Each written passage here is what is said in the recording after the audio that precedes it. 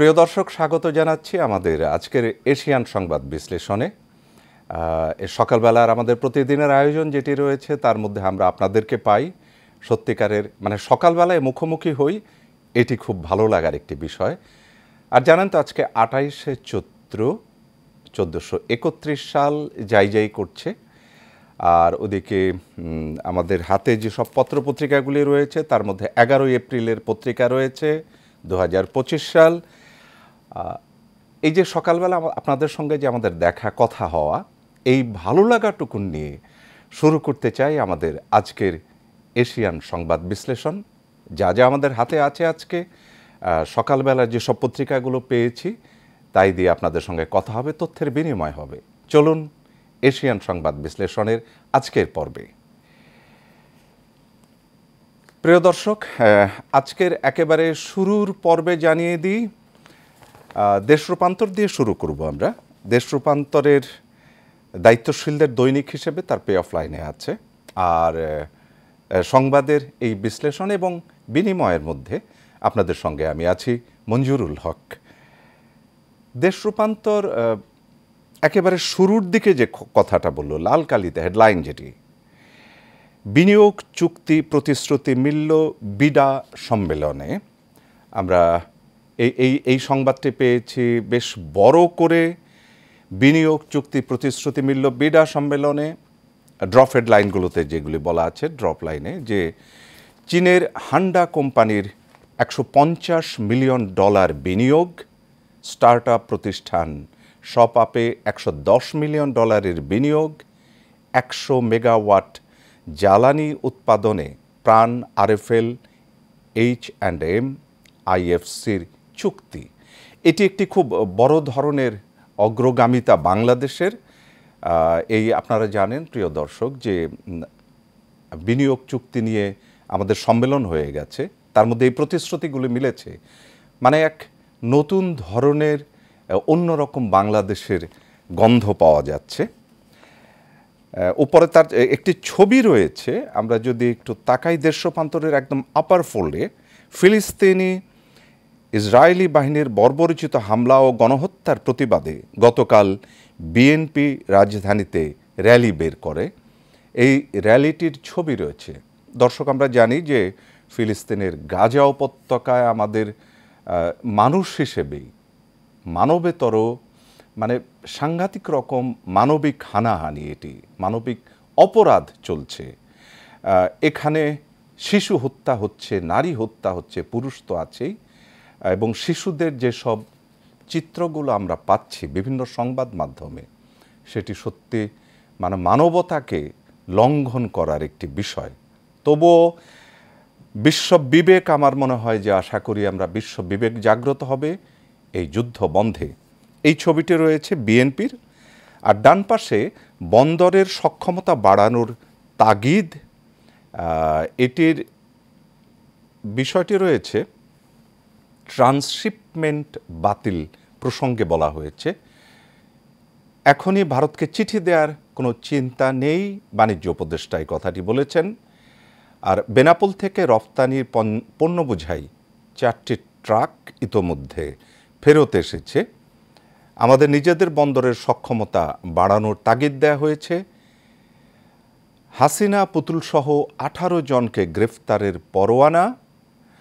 তার ডান পাশে ছোট করে বলা হয়েছে, বাংলাদেশের ভালো ভারতের চেয়ে বেশি কেউ চায় না। এটি বলেছেন জয়শঙ্কর। একটি খবর আছে এখানে, ফিলিস্তিনকে স্বাধীন রাষ্ট্রের স্বীকৃতি দিতে যাচ্ছে ফ্রান্স। ফিলিস্তিনের এই কথাটি আসলে আমাদেরকে খুব অশ্রুসিক্ত করে। সেখানে শিল্পের সূতিকাগার যাদের বলা হয়, ফ্রান্সকে, তারা ফিলিস্তিনকে স্বাধীন রাষ্ট্র হিসেবে স্বীকৃতি দেওয়ার সিদ্ধান্ত নিচ্ছে। আর গতকাল আমাদের শুরু হয়েছে এসএসসি পরীক্ষা। আমাদের এসএসসি পরীক্ষার মধ্যে একটি খবর, মেয়েকে পরীক্ষা কেন্দ্রে দিয়ে মৃত্যুর কোলে বাবার ছবিসহ এই করুণ সংবাদটি আমরা পড়লাম। বাণিজ্য যুদ্ধে ভারতকে পাশে চায় চীন। সমগ্র বিশ্বে যে বাণিজ্য যুদ্ধ চলছে, একদিকে আমেরিকা আর একদিকে চীন, দুজনের বিরুদ্ধে বাণিজ্য যুদ্ধে লিপ্ত হয়েছে। একদিকে ট্রাম্প অবশ্য 90 দিন তার এই বাণিজ্য যুদ্ধ স্থগিত করেছেন, কিন্তু তারপরেও 10% শুল্ক কিন্তু রয়ে গেছে। তার ঠিক নিচে এক কলামে একটি ছোট সংবাদ, যদিও সংবাদটি বড়। মঙ্গল শোভাযাত্রার নাম নিয়ে সিদ্ধান্ত জানা যাবে আজ। শোভাযাত্রাটি কি ঐতিহ্যবাহী যে মঙ্গল শোভাযাত্রা, তার নাম কি পরিবর্তন হবে কিনা এ বিষয়টি জানা যাবে। ঝটিকা মিছিলে পুলিশের উদ্বেগ, আওয়ামী লীগের বিষয়ে সব থানায় পুলিশের চিঠি, মোবাইল ট্র্যাকিংয়ের পর অবস্থান শনাক্তের চেষ্টা, যানবাহন স্ট্যান্ডগুলোতে ছদ্মবেশে থাকবে পুলিশ। আর ওদিকে এসএসসি সমমানের পরীক্ষা শুরু, এই কথাটি রয়েছে আমাদের দেশ রূপান্তরের একদম প্রথম পাতার আপার ফোল্ড এবং লোয়ার ফোল্ডের সব জায়গায়। আমরা যদি একটু যুগান্তরের দিকে তাকাই, দর্শক যারা যুগান্তর ভালোবাসেন, নিয়মিত পড়েন, তারা তো জানেনই। আর যাদের সবগুলো পত্রিকার খবরাখবর দরকার হয়, তাদের সঙ্গে কিন্তু আমরা আছি। যুগান্তর তার প্রথম হেডলাইনে বলল, যুক্তরাষ্ট্রের শুল্ক স্থগিত ও ভারতের ট্রান্সশিপমেন্ট বাতিল।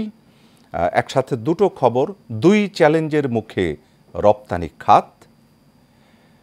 3 মাসের জন্য শুল্ক স্থগিত করায় কিছুটা স্বস্তির দেখা মিলেছে, পিছু ছাড়ছে না এরপরেও উদ্বেগ।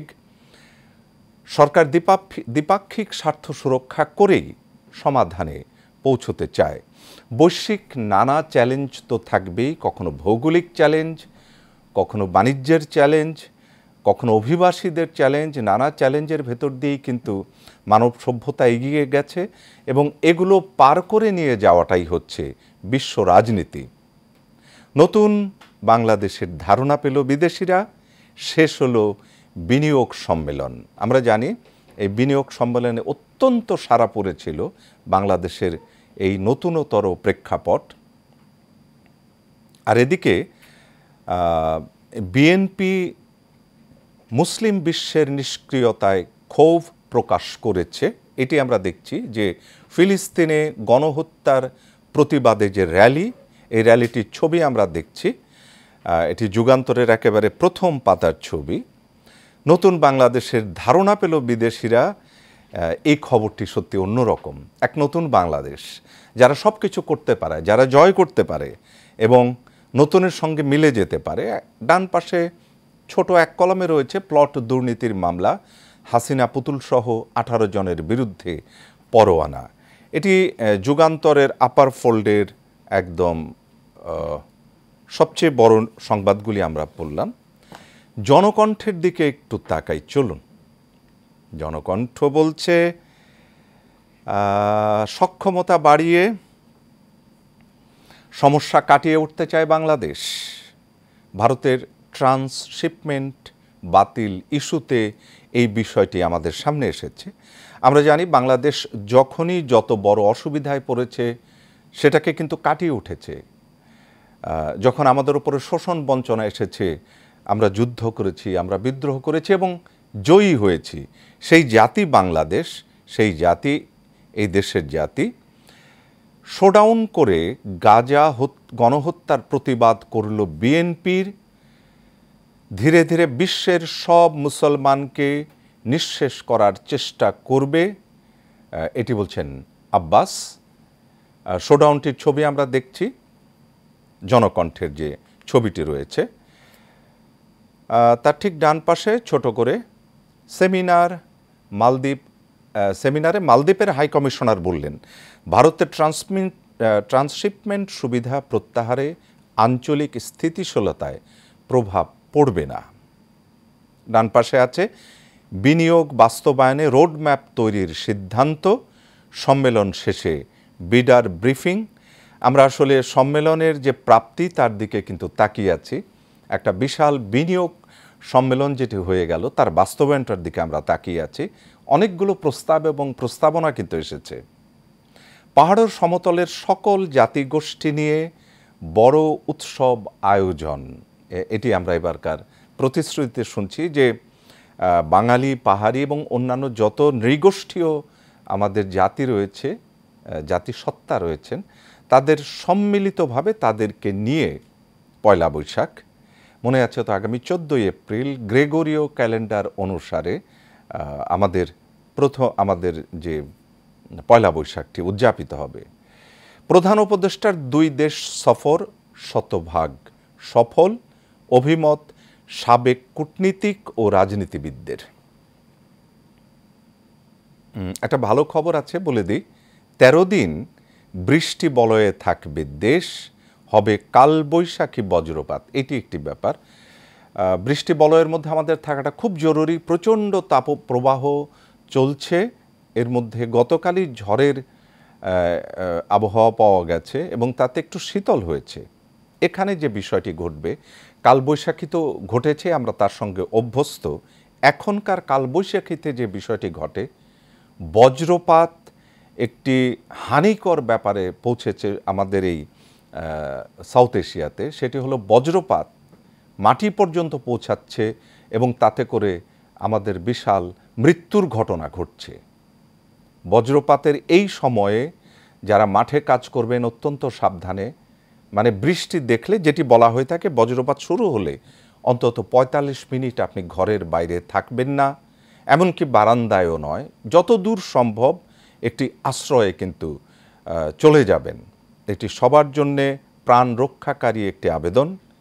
এসএসসি ও সমমানের পরীক্ষা শুরু হয়ে গেছে, এবার পূর্ণাঙ্গ সিলেবাসে পূর্ণ নম্বরে পরীক্ষা হচ্ছে।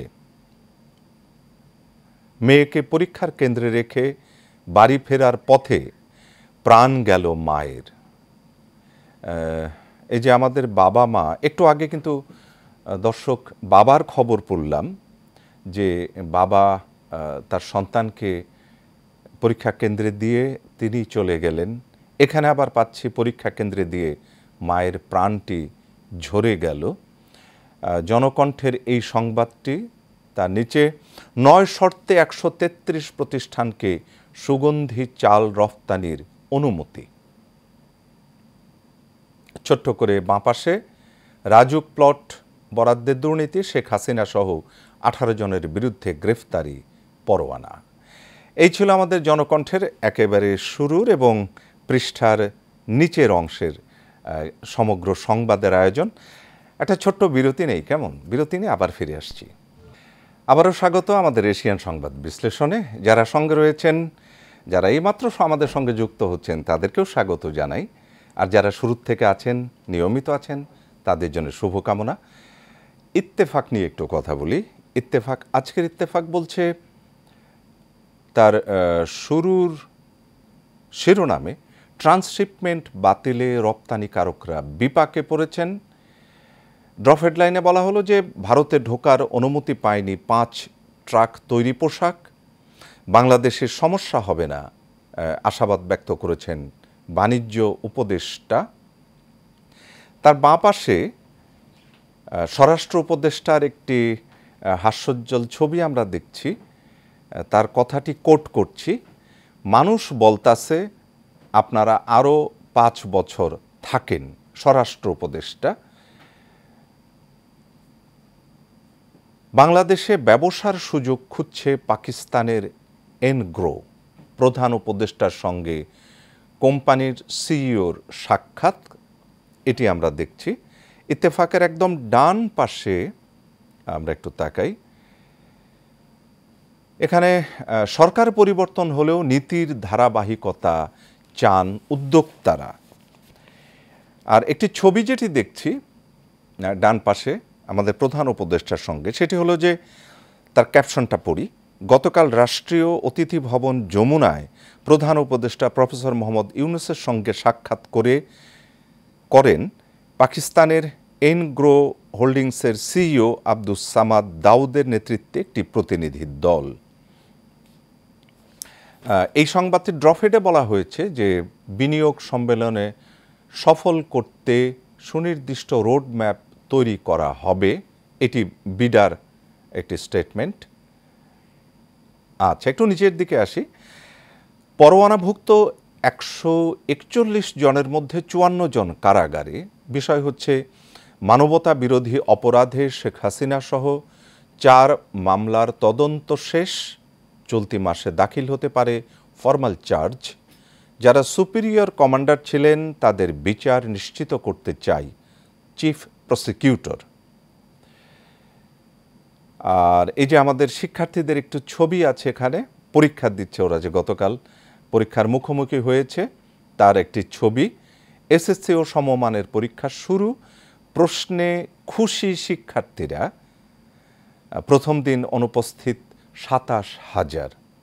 অনুপস্থিতিটা একটু দেখবার মতো। প্রশ্নে খুশি আমাদের শিক্ষার্থীরা। একটা ছোট্ট কিন্তু হৃদয় বিদারক সংবাদ আছে। নওগাঁয় গাছ কাটা নিয়ে সংঘর্ষ, নিহত 2। মানে একটা গাছেরও জীবন গেল, তার সঙ্গে সংঘর্ষে আমাদের আরও 2 জন মানুষের জীবন গেল।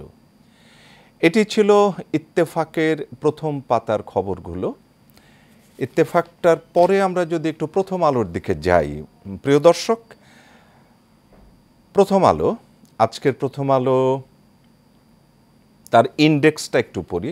উপরের যে লাইনটা থাকে সেটিতে কখনো হাসাবে কখনো কাঁদাবে বিনোদন। এটি জুলাই হত্যাযজ্ঞে জেনোসাইড বলা কেন বিভ্রান্তিকর, অভিমত বিশ্লেষণের পাতা এটি আছে।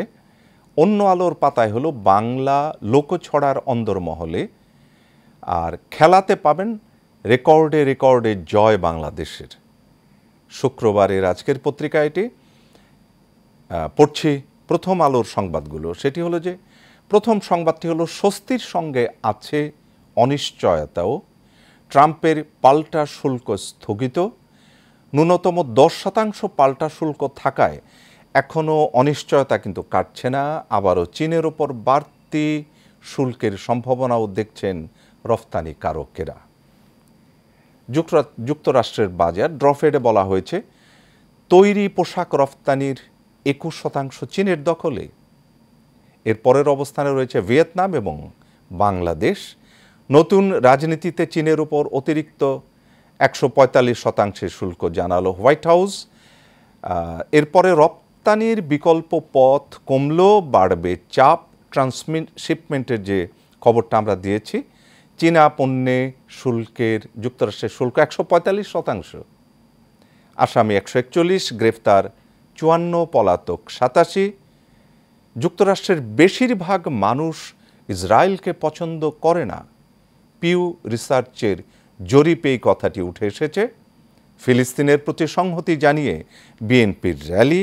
এই ছিল প্রথম আলো। বাংলাদেশ প্রতিদিন, এটি দিয়ে আমরা আজকের আমাদের কথাগুলোর শেষ টানতে চাই। শুল্ক যুদ্ধে এখন যুক্তরাষ্ট্র চীন। ট্রাম্প থামলেন 3 কারণে, যৌক্তিক সমাধান চান ব্যবসায়ীরা, নেতিবাচক প্রভাব থাকবে বিশ্ব বাণিজ্যে। ভারতের কেন এমন পদক্ষেপ, এটি নিয়ে একটি সংবাদ রয়েছে। মুসলমানদের উপর অত্যাচার হলেই প্রতিবাদ, আমলাতন্ত্রের বিনিয়োগের বিপত্তি। একটি ছোট্ট খবর, সর্বত্র মাতব্বরি ফলাচ্ছে জামায়াত, এই সংবাদটি রয়েছে। মোটামুটি এই ছিল আমাদের বাংলাদেশ প্রতিদিনের সংবাদগুলো। প্রিয় দর্শক, আয়োজন শেষ, যেতে হচ্ছে। তো যাওয়ার সময় বলি যে, আমাদের যে সংবাদগুলো আমরা জানিয়ে দিলাম, মোটামুটি প্রধান প্রধান সংবাদপত্রের প্রধান শিরোনামগুলো আমরা আলোচনা করেছি। আর এই যে কালবৈশাখী শুরু হয়েছে, বজ্রপাত নিয়ে কিন্তু সত্যিই সাবধান। প্রতি বছর আমাদের মৃত্যুর প্রহর গুনতে হচ্ছে বজ্রপাতে। আর ভূমিকম্পের একটি প্রচণ্ড রকম সংবাদ আছে, সাবধান থাকবেন কিন্তু। বাড়িতে হেলমেট, শুকনো খাবার, ওষুধ ইত্যাদি রাখতেই হবে। যে কোনো মুহূর্তে ভূমিকম্পে কাঁপতে পারে বাংলাদেশ সহ ঢাকা। আর যারা পরীক্ষা দিচ্ছে তাদের জন্যে আবারও শুভকামনা। দেখা হবে আগামীকাল। এশিয়ান সংবাদ বিশ্লেষণের জন্য থাকুন, তা আমাদের সঙ্গে থাকুন। সঙ্গে আছি, শুভ সকাল।